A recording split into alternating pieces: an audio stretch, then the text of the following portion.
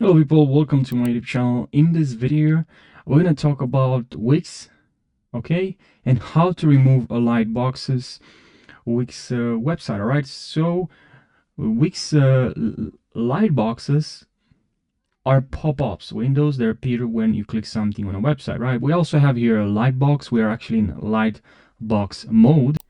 And this pop-up to your website will catch people's attention. This is what we have like here. Like you can use it to tell people about important things, to show them more information. You can also choose when it appears and how people can close it.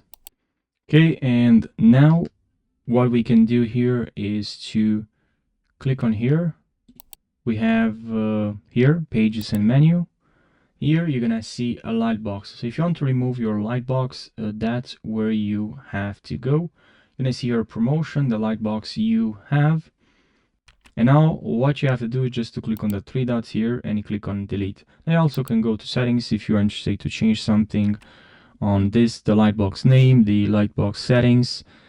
You can automatically display Lightbox on pages, yes or no. You can decide on which page is on this new page. I can select only on the, where's that, on the about page, or only on the premium area, or only on home page. So also you can have a schedule. You can how does Lightbox close? You can, just select close button. You can also add a close button. And then you also have some settings. You can set a trigger. You can manage a Lightbox from here. And then you also have click on settings here, or a layout where you like this to appear.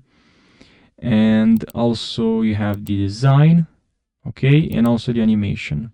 But yeah, just to delete it, it's very simple. Just click on here, just click on the three dots, delete Lightbox, and that's pretty much it. And to add the Lightbox, maybe you want to add the Lightbox, go to interactive here, and then here you're gonna see Lightboxes. Here you have welcome, subscribe, promotion, and contact. You also have boxes and other things, but those are the Lightboxes right over here. So I hope you found this short video helpful. Thanks for watching, and take care.